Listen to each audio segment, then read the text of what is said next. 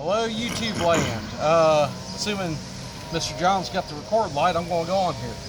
This here fine, wonderful axle-tator was in a 04 Cavalier, and you might be wondering, how did you get the nut off with all the rust on there? Well, I didn't. This is what happens when you let inbreds work on your cars. This broke. The wheel bearing had come apart, and this is what it took to get the wheel bearing bolts out.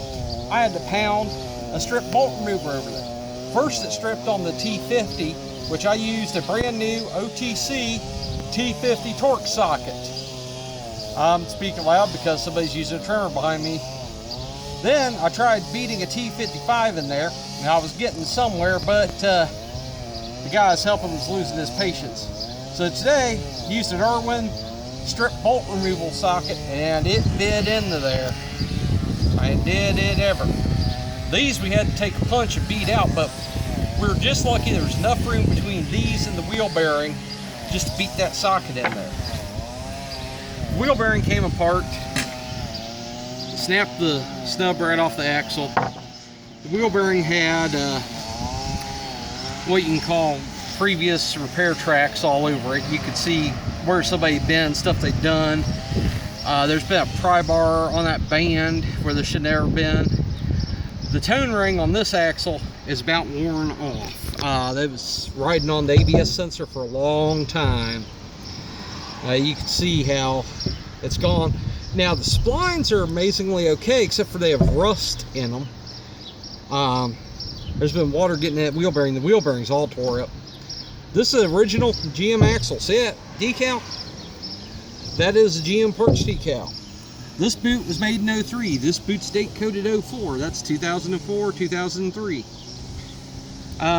When we have to phone Mr. John. Gonna walk over here and show the car. This is my neighbor's car. Got permission to video his car. It's okay. We got the new axle in. He has to go get new axle bolts to put the wheel bearing back on. I know you really can't see too much in there. New axle's in there. This car's been in a wreck before. This fender, it completely shakes in there. The brace that holds the fender to the body shell is off the body shell. New axle's in, pushed in. He just has to go get bolts for his brand new wheel bearing.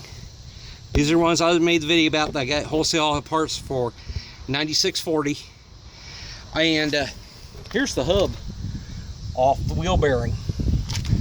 And someplace, I don't know where he put it, is the rest of the wheel bearing. It came out, the hub was completely off there, which allowed us to get the strip bolt removal tool over the nuts. Elsewise, on these things, you have to go through the holes in the hub, and it would never fit through there.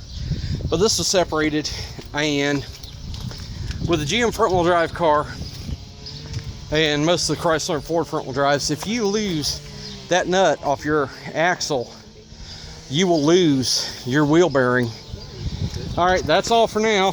Don't mind the chatter in the background. Bye, YouTube land.